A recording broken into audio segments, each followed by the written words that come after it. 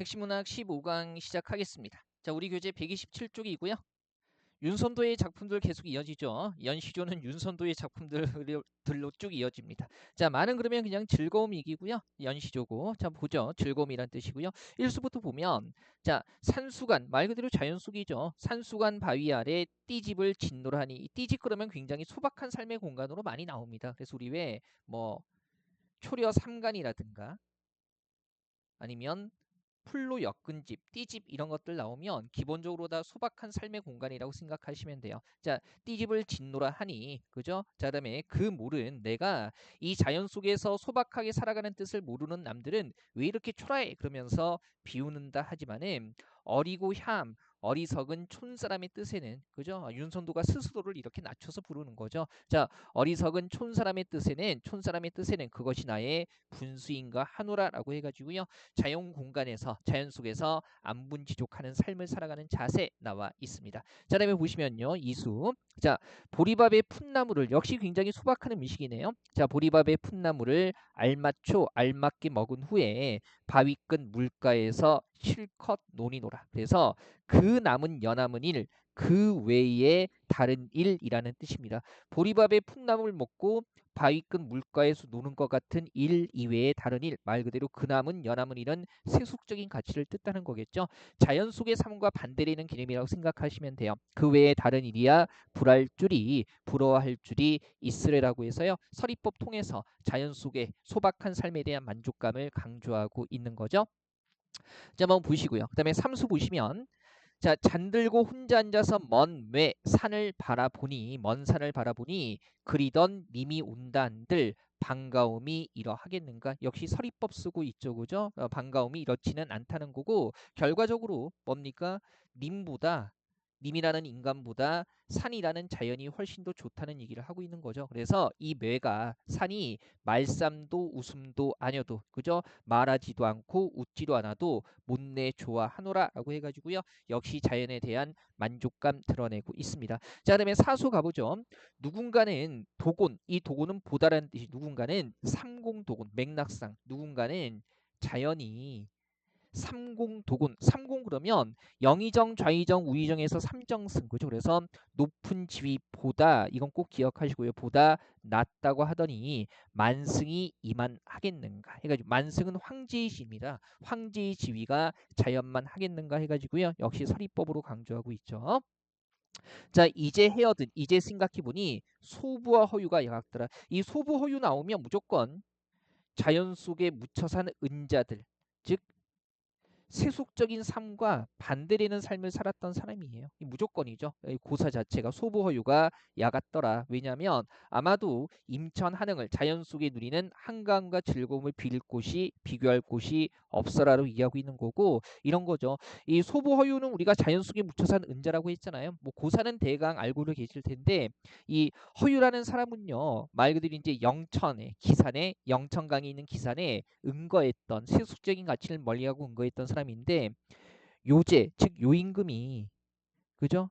이 허유에게 덕이 뛰어나는 얘기를 듣고 보위 자기 왕의 지위를 물려주려고 해요. 물려주려고 하는데 이제 허유가 그때 그 얘기를 듣고 나서 내가 더러운 이야기를 들었다라고 하면서 이 앞에 흐르는 영천수에 귀를 씻습니다. 그죠? 이 세속적인 가치에 관심이 없으니까 왕위를 주겠다는 얘기를 더러운 얘기라고 하면서 귀를 씻어버린 거고요. 그때 마침 그 하류 쪽에 이 소부라는 사람이 소를 끌고 가다가 소에게 물을 먹이려고 하는데 이제 그 왕이 됐으면 좋겠다는 얘기를 그 더러운 얘기를 씻은 모습을 본 거예요. 보고 나서 내 소에게 이렇게 더러운 이야기를 씻은 물을 먹일 수는 없다라고 해가지고요. 그냥 지나갔다는 이야기가 있습니다. 고사 자체는 굉장히 짧아요. 어쨌든 그래서 소부와 허유 그러면 세속적인 가치를 멀리하고 자연 속에 묻혀 산 은자의 이미지로 항상 시가 속에서 쓰이고요. 물론 그 이야기 듣다 보면 제일 불쌍한 건 소죠. 그죠? 얼마나 목말랐겠어요. 그죠? 근데 어쨌든 그래서 이제 소보호가 야같다는 이야기는 뭐냐면 자연이 좋다는 걸 다른 사람보다 먼저 알고 일찍부터 자연 속에서 응거했다는 거죠. 좋은 거 먼저 알고 일찍부터 응거했기 때문에 야같다라고 생각을 하고 있는 겁니다. 이거 한번 생각하시면 되고요. 자, 사수에서는 대조가 드러나요. 삼공이나 만승이라는 건 세속적인 가치고요. 임천하능은 자연적인 가치죠. 이런 것에 대조가 드러난다라는 거 생각하시면 되고요. 물론 삼수 같은 데서 드러나죠. 먼 매는 자연이고요. 그다음에 님이라는 것은 뭡니까? 자연과 반대되는 가치 이렇게 생각할 수 있을 겁니다. 자, 그다음에 오수 한번 가보죠. 128쪽에. 자, 내 성품이 게으른 것을 하늘이 아셔서 그죠? 인간 만사, 인간의 많은 일은 한 일도 하나도 아니 맡기시고 그죠? 그러면 인간 만사는 내가 맡은 일이 아니네요. 다만 다투리 싸울이 없는 강산을 지키라 하시도다라고 해가지고요. 그럼 이런 거죠. 인간 만사는 싸워서 얻어야 하는 거기 때문에 하늘이 나에게 안 맡겼고요. 다만 싸울 사람 없는 강산을 지키라고 하늘이 나에게 맡기신 겁니다. 역시 인간 만사라는 세속적인 가치와 강산이라는 자연적인 가치가 대조되고 있고요. 이를 통해서 자연 속의 삶을 강조하고 있는 겁니다. 그다음에 육수 한번 보시면요. 강산이 좋다 한들 이렇게 해석해야 되죠.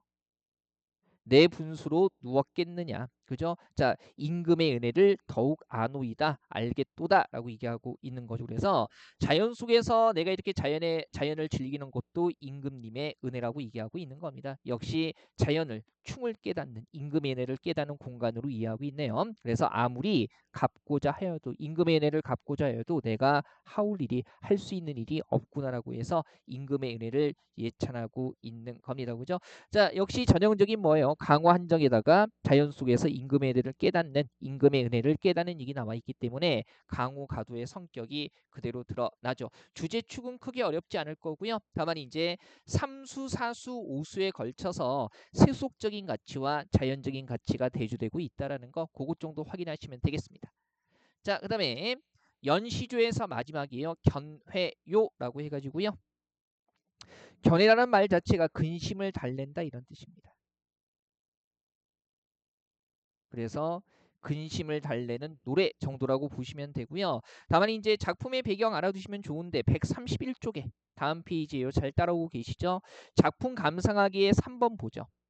그죠? 보시면 자, 이 시조는 윤선도가 성균관 유생일 때 권력가인 이이첨이 국정을 어지럽히자 이에 대해 상소했다가 도리어 모함을 받아서 유배가 있을 때 쓴 거예요. 그래서 이제 유배지에서 쓴 유배문학이라는 거 알아두시면 되고요.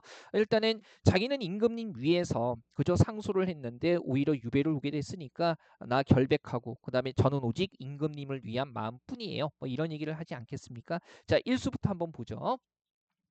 슬프나 즐거우나 그죠? 그다음에 옳다나 왜다 그르다 하다 틀리다고 하나 자, 내 몸에 할 일만 나라와 임금을 위한 일 바로 충이겠죠.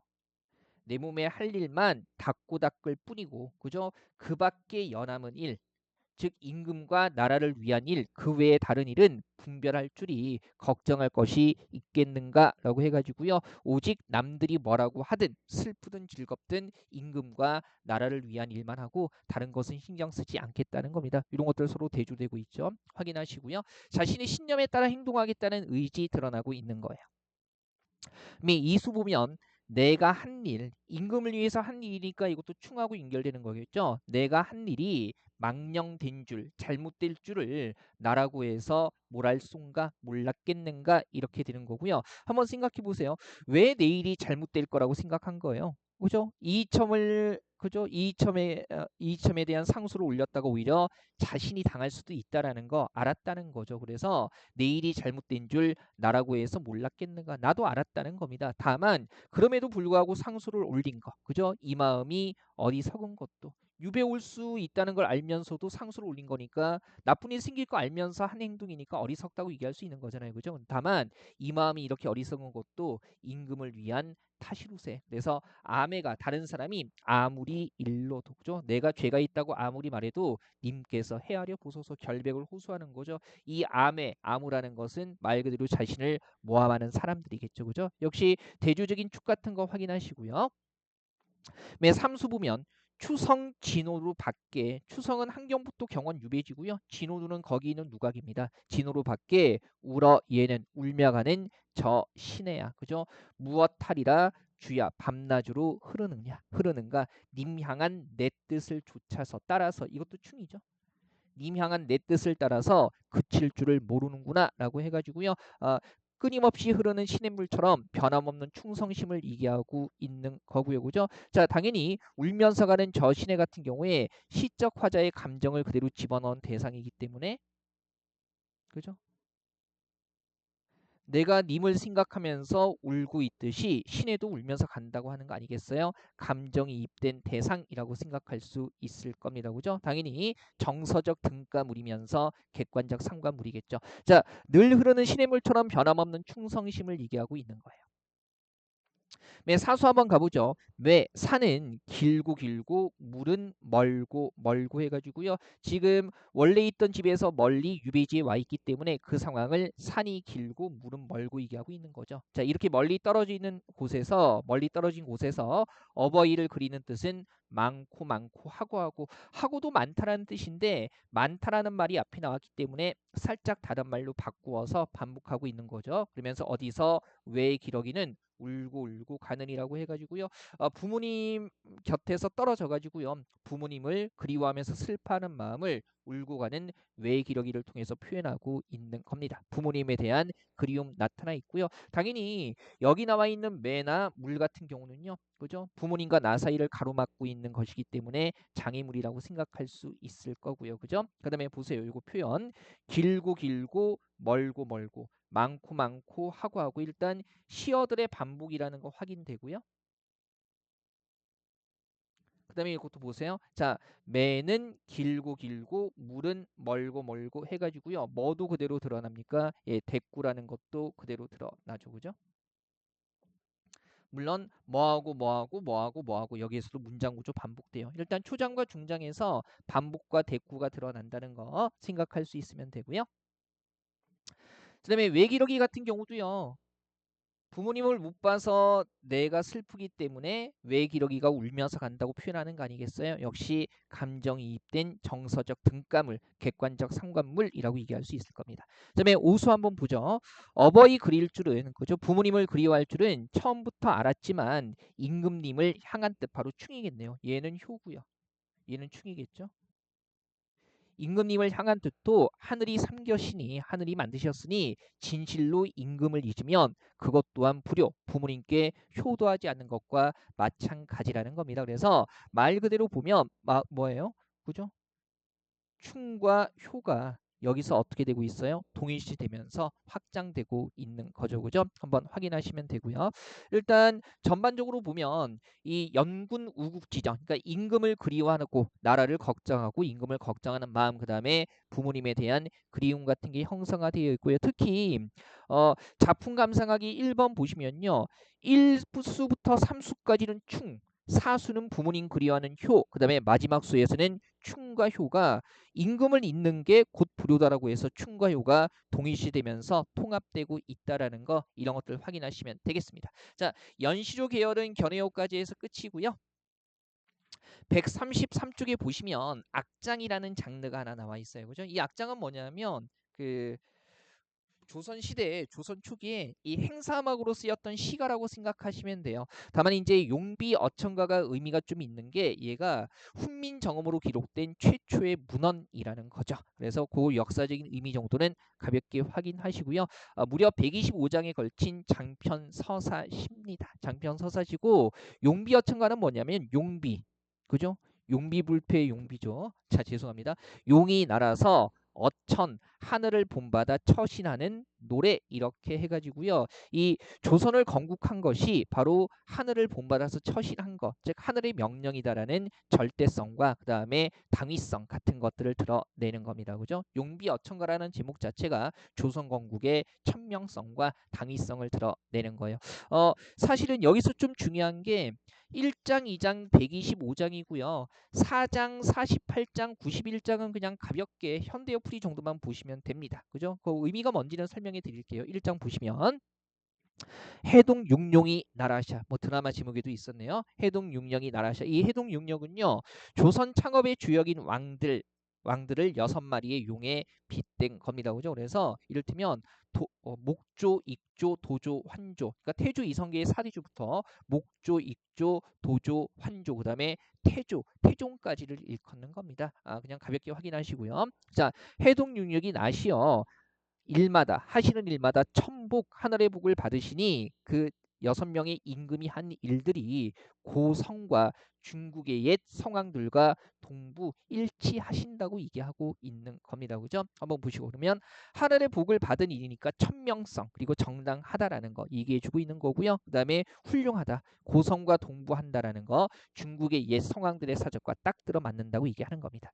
자, 용비어천가에서 이게 기본적으로 조선 건국의 정당성이나 천명성, 그 다음에 조선 왕들의 훌륭함을 다루는 거기 때문에 좀 목적성이 뚜렷해서 상대적으로 문학성이 떨어질 수밖에 없어요. 다만 이 장 같은 경우는 용비어천가 안에서 문학성이 두드러진 그런 부분입니다. 자, 보죠. 많이 봤던 부분이죠. 뿌리 깊은 남간 나무는 바람에 안이 흔들림으로 꽃 좋고 열매가 많으니 이렇게 되는 거고요. 그다음에 샘이 깊은 물은 가뭄에도 안이 그침으로 내가 이루어져 바다의 가난이라고 해가지고요. 말 그대로 뿌리 깊은 나무나 샘이 깊은 물은요 조선을 빗댄 겁니다. 그래서 뿌리가 깊다, 기초가 튼튼하고 샘이 깊다, 요소가 깊다는 거고요. 그다음에 그 어떤 시련에도 무너지지 않고 뭡니까 끝내는 꽃 좋고 열매가 많아지고 내일을 이루어서 바다에 간다 발전할 수밖에 없다는 거죠. 그래서 조선 왕조의 번영과 발전을 기원하는 거고요. 표현법 보시면 그죠? 첫 줄과 두 번째 줄의 문장 구조가 비슷하잖아요. 그죠? 뭐한 뭐는 뭐에 아니 뭐함으로 그다음에 이렇게 해서 대꾸법. 그죠? 대꾸법은 이제 되게 익숙하죠. 맨 뒤쪽에 4장하고 48장, 91장은 가볍게 현대어 풀이 보세요. 이 부분은 뭐냐면 이제 첫 번째 줄은요. 중국 역대 성인과 제왕들의 업적. 그 다음에 두 번째 절을 이제 후절이라고 하는데 이 두 번째 절에서는요. 조선 6조의 이 중국의 역대 성인과 제왕들의 행적과 유사한 중국 6조의 행적을 다뤄서요. 이런 거죠. 중국의 역대 성인과 제왕들만큼이나 이 조선의 육조들이 훌륭하다라고 해가지고요. 이렇게 훌륭한 분들이 나라를 세웠으니까 너무나 당연한 거 아니냐, 좋은 거 아니냐라고 해서 이 조선 건국의 정당성 그냥 뒷받침해주는 부분입니다. 목적성이 뚜렷한 부분이고요. 자, 125장은 잠깐 보죠. 주제가 살짝 달라져서요.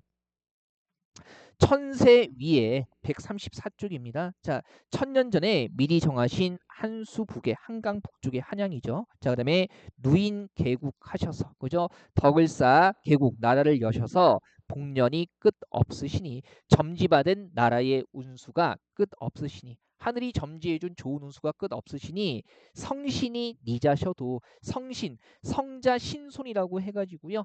신령스러운 성스럽고 신령스러운 임금인데 조선 왕조를 이어나갈 후대 임금들 얘기하는 거겠죠. 그래서 성신이 니자셔도 경천근민 하샤자 경천근민 즉 하늘을 공경하고 백성을 부지런히 돌보아야만 나라가 더욱 굳어질 것입니다. 라고 얘기하면서요. 그러니까 후대 왕들에게 충고하는 거네요. 그러면서 임금하 임금이시여 알아소서 아십시오. 낙수의 사냥가 있으면서 할아버지만 믿었던 것입니까? 여기서 이제 중국 이야기가 인용돼 있는 겁니다. 하나라 태광왕의 고사가 인용돼 있는 건데 하나라 태광왕이 왕위를 물려받고요. 선대 왕들이 되게 잘했었어요. 그래서 그냥 백성들이 잘할 거라고 믿고 칭송하니까 나라를 잘 돌보지 않고요. 한 번은 걸핏하면 놀다가 한 번은요. 무려 사냥 나가서 100일 동안이나 돌아오지 않습니다. 그래서 왕위에서 쫓겨나는 거죠. 그래서 이런 거예요. 아무리 선대 왕들이 훌륭해도 후대 왕들이 나라를 부지런히 돌보지 않으면 나라가 무너질 수 있으니까 하나라 태광왕의 고사를 반면 교사로 삼아서 그죠? 선대 왕들의 업적과 백성들의 칭송만 믿지 말고 나라를 부지런히 돌보라는 반면 교사의 교훈을 전달하고 있는 겁니다. 그죠? 뭐 어렵지는 않죠. 자, 전반적인 내용은 그냥 가볍게 한번 보시고요. 다만 작품 감상하기에 1번에 용비어천가의 창작 목적, 뭐 조선 건국의 정당성, 그다음에 후대왕에 대한 관계, 그리고 훈민정음으로 기록된 최초의 문헌이라고 했잖아요. 그래서 훈민정음의 어떤 실용성을 점검하고요. 그다음에 훈민정음으로 최초로 기록한 것이 바로 이런 그죠? 이 조선의 건국 왕들의 업적 얘기다 보니까 이 나라의 문자로서의 권위를 부여했던 겁니다. 그죠? 그다음에 용비어천가의 주요 내용은요. 뭐 서사, 개국송, 본사, 사적찬, 왕들의 행적을 그죠? 찬양하는 거죠. 그다음에 결산은 개왕훈 해가지고요. 충고하는 내용으로 되어 있다라는 거. 특히 이제 제가 좀 전에도 말씀드렸잖아요. 중요하진 않은데 우리 교재에 인용된 것들 중에 4장, 48장, 91장은요. 전절과 후절의 대응을 통해서 이렇게 훌륭한 분들이 조선을 건국해서 왕이 되는 거 당연하지 않느냐라는 조선 건국의 정당성과 천명성을 강조하는 내용으로 되어 있습니다.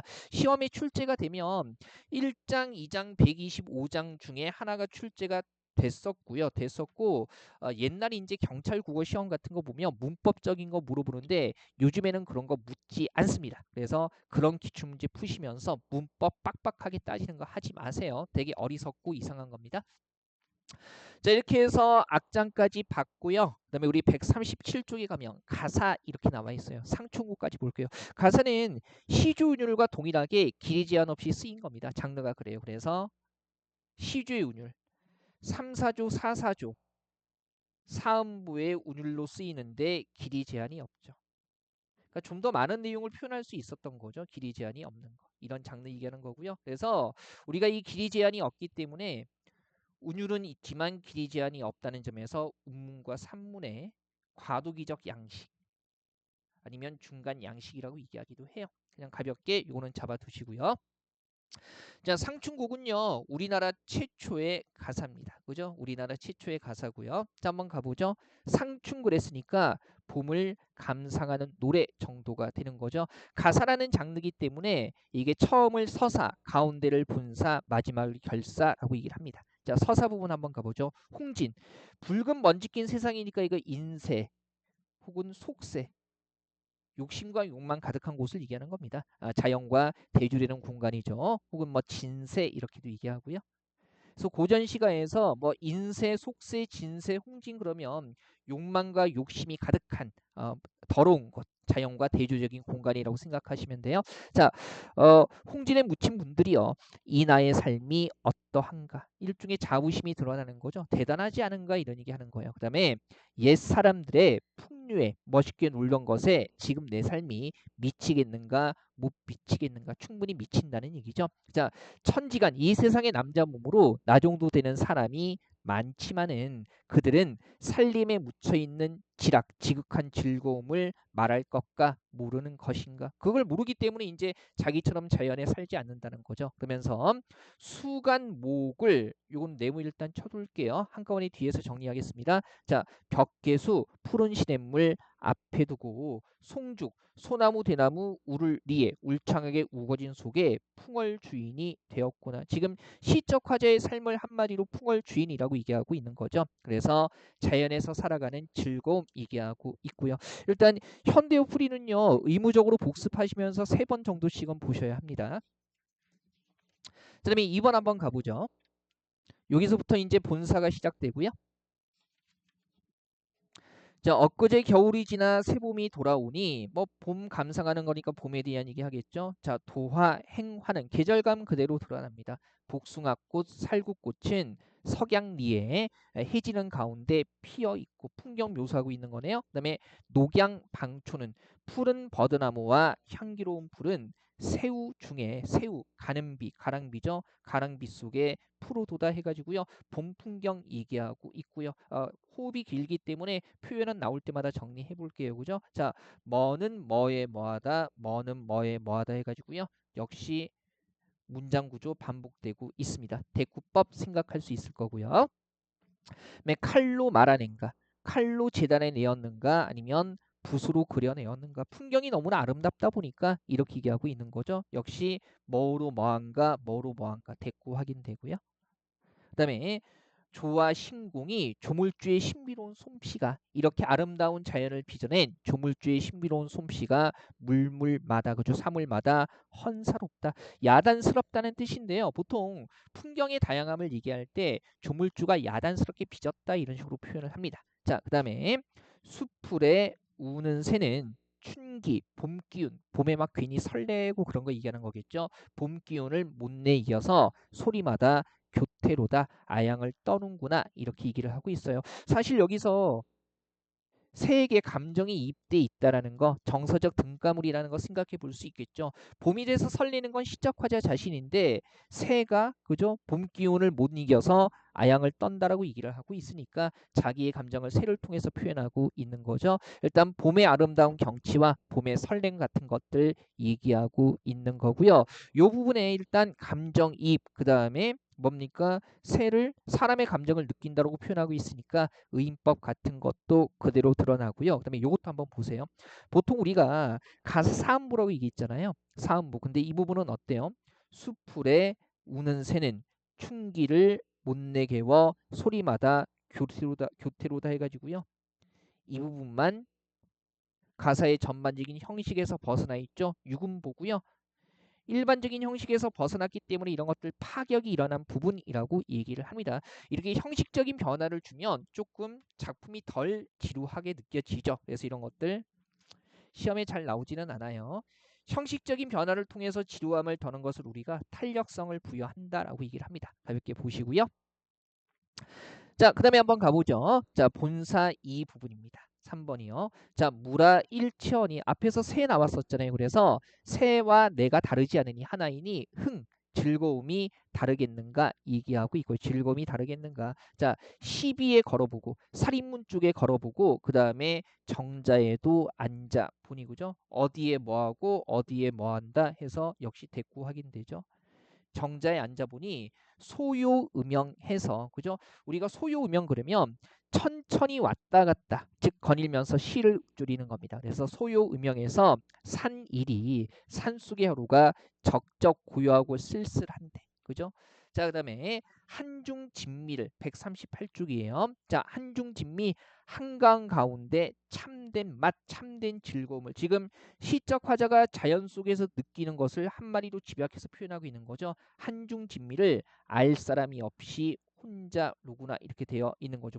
물론 자연 속의 즐거움을 표현할 수 있는 말들은 많은데요. 여기 보면 적적하다, 혼자로다 그랬으니까 아무래도 좀 다른 즐거움보다는 한가운 가운데 느끼는 즐거움이라는 맥락이 적절할 겁니다. 자, 봄의 흥취 같은 거 그대로 나타나 있죠. 자, 계속 한번 가보죠. 그 다음에 4번이요. 본사 3입니다.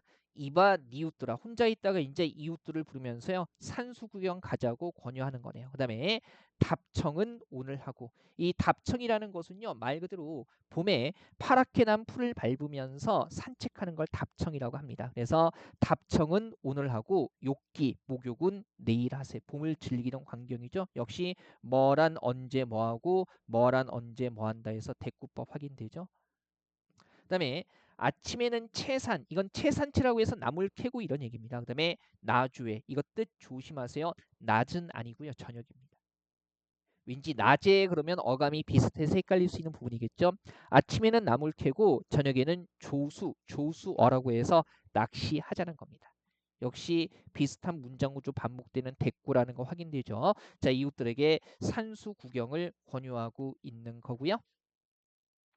자, 계속 한번 가보죠. 그 다음에 5번 지문 보시면 이제 봄 즐기는 모습입니다. 갓 괴어 익은 술을 갈건 칡배 두 건으로 받쳐놓고 걸러놓고 옛날 술은 걸러서 마실 수밖에 없었잖아요. 그죠? 곡식 찌꺼기 같은 게 있기 때문에 그다음에 꽃나무 가지 꺾으면서 한 잔 마실 때마다 꽃나무 가지 하나씩 꺾어 놓으면서 숫자 놓고 수 헤아리면서 먹으리라. 그죠? 이게 바로 이제 멋스럽게 노는 풍류죠. 그러니까 과음하지 않기 위해서 술 마시다가 취하면 나중에 몇 잔 마시는지 잊게 되고 그러잖아요. 그래서 적당히 마시기 위해서 한 잔 마실 때마다 꽃나무 가지 하나씩 꺾어 놓으면서요. 내가 마신 술잔 수를 세는 겁니다. 절제하면서 마시기 위해서 그런 거죠. 자, 화풍이 화창한 바람이 건듯 문득 불어서 녹수를 그죠 맑은 물 푸른 시냇물 맑은 물을 건너오니 자 청양은 잔에 지고 그죠? 이 맑은 향기는 술잔에 떨어지고 이런 얘기죠. 자연의 향기, 맑은 향기는 술잔에 떨어지고 낙콩 떨어지는 붉은 꽃잎은 옷에 진다 해가지고요. 역시 자연 즐기는 모습 계속 나와 있는 거고요. 이거 표현무죠. 향기가 잔에 떨어진다 그러면 향기 후각을 어떻게 해요? 시각화하고 있는 거네요. 공감각 확인하시고요. 역시 무엇은 어디에 뭐한다, 무엇은 어디에 뭐한다, 문장 구조 반복되는 뭐가 드러납니까? 대꾸법이라는 거 확인되죠. 그다음에 술 마시다가 준중이 술동이 가운데가 비었거든 나에게 알려라. 그래서 소동아에 심부름하는 아이에게 주가 술집에 술이 있는지 물어서 이제 술 사오는 거죠. 어른은 막대 짚고 그다음에 아이는 술을 메고 이렇게 되는 겁니다. 그죠? 아동 학대 같은 느낌이네요. 어른은 지팡이 짚고 오고 아이는 술 메고 오고. 그렇다고 정말 아동 학대라는 건 아닙니다. 자, 문장구 좀 반복되는 거 보이세요? 누구는 무엇을 뭐한다. 누구는 무엇을 뭐한다. 대꾸. 고전 시가에 보면 대꾸나 서리는 정말 많이 나와요. 그죠? 그다음에 미음 완부에서 앞에 나왔던 소유 음형하고 비슷합니다. 그래서 나지기 읍조리면 시 같은 거 나지기 읍조리며 천천히 걸어서 시냇가에 혼자 앉아.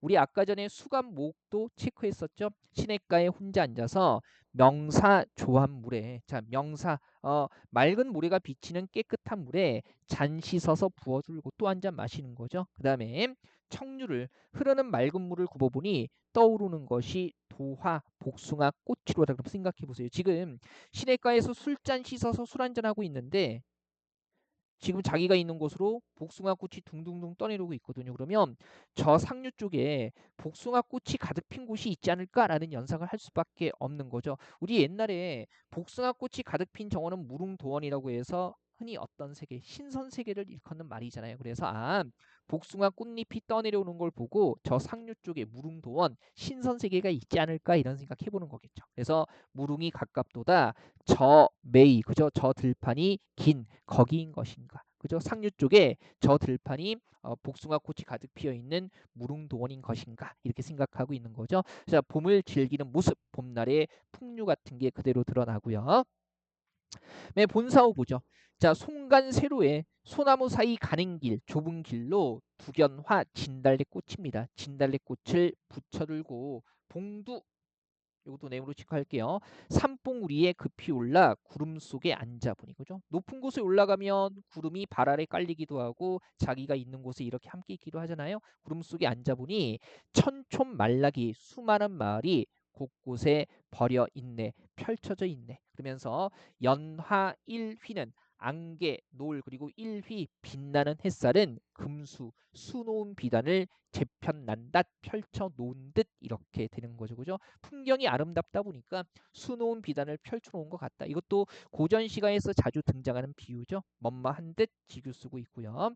자, 엊그제 검었던 들판에 봄의 빛깔도 유여할시야. 남음이 있구나, 넘치는구나 이렇게 되는 겁니다. 그래서 본사후 부분에서는요. 산봉우리에서 바라본 봄날의 아름다운 경치 얘기하고 있고요. 자, 다음 페이지 갑니다. 결사. 자, 마지막 부분이죠. 공명도 날거리고 부귀도 날거리니 그러면 공명과 부귀는 내가 싫어하는 세속적인 가치인데 표현할 때 내가 공명과 부귀를 꺼린다가 아니라 공명도 날거리고 부귀도 날거린다고 해가지고요. 주체와 객체를 바꿔서 표현하고 있네요. 일단 세속적인 가치에 욕심이 없다는 것을 이렇게 표현하고 있는 거고요. 그 다음에 뭡니까? 뭐도 날 뭐한다, 뭐도 날 뭐한다. 문장 구조 반복되는 대꾸라는 거 드러나죠. 우리 왜 어떤 대상을 있는 그대로 표현하지 않고요. 자기 나름대로 바꿔서 표현하는 걸 이런 식으로 바꿔서 표현하는 걸 대상의 주관적 변용이라고 얘기합니다. 그다음에 청풍명월 외에 그죠 자연이죠. 뭐 청풍명월 외에 나에게 어떤 벗이 있겠는가. 서리법 같은 건 금방 눈에 띄죠. 오직 자연만이 나의 벗이라는 걸 의문형 문장을 통해서 강조하고 있는 겁니다. 그다음에 담표누항에 담표누항 그러면 그죠 이 누추한 거리에서 먹는 한 그릇의 밥과 한 바가지 물인데 선비의 깨끗하고 가난한 생활을 얘기하는 겁니다. 그래서 가난한 처지이지만 흩은 헤음 아니하네, 헛된 생각 아니하네. 뭐겠어요? 공명과 부귀 같은 세속적인 가치에 대한 헛된 생각을 안 한다는 거죠. 그러면서 아모타 백년 행락이 100년 동안에 누리는 즐거움, 한평생의 즐거움이 이만한들 어찌하리 해가지고요. 자연 속에서 이렇게 사는 것으로 난 충분히 만족한다라고 얘기를 하고 있습니다. 그죠? 백년 행락이 이만한들 어찌하리 이만하면 족하다라고 얘기하고 있는 거죠. 역시 서리법으로 강조하고 있는 거네요. 대꾸, 서리 이런 것들은 자꾸 확인하셔야 돼요. 그래서 마지막 결사 부분에서는요. 세속적인 가치 신경 쓰지 않고 자연에서 만족한다. 자연 속에서의 안빈 낙도를 다루고 있는 겁니다. 다만 여기서 형식적인 거 한번 볼게요. 우리 가사 봤을 때 맨 밑에 구절이요. 요렇게 3, 5, 4 해가지고 우리 보통 시조 종장의 구절이 글자 수가 3, 5, 4, 3으로 끝나거든요. 그래서 가사들 중에서 시조 종장의 글자 수와 같거나 유사한 것을 우리가 딱 형식을 갖춘 가사다 그래서 전격 가사라고 얘기를 해요. 요즘 시험에는 이것까지 잘 물어보지는 않는데요. 그래도 확인은 해 두시고요. 그죠? 제가 같거나 유사하다라는 말씀을 드리는 건 이렇게 한 글자 정도 차이가 나는 게 바로 유사한 범주에 들어가기 때문에 똑같이 3543으로 끝나거나 아니면 한 글자 정도 차이가 났을 때 우리가 이제 유사한 전격 가사라고 하는 겁니다. 그죠? 시조 종장의 글자 수와 같거나 유사하게 끝나는 걸 전격 가사라고 얘기하는 거죠. 자, 요거 보면 말 그대로 전형적인 강호 한정가고요.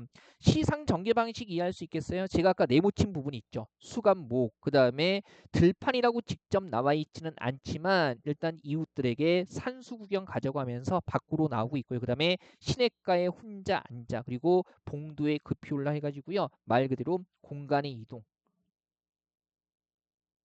공간이 달라지면 보는 것도 달라지기 때문에 시선의 이동에 따라서 시상이 전개되고 있다라는 거 전반적으로 확인하시면 되겠습니다.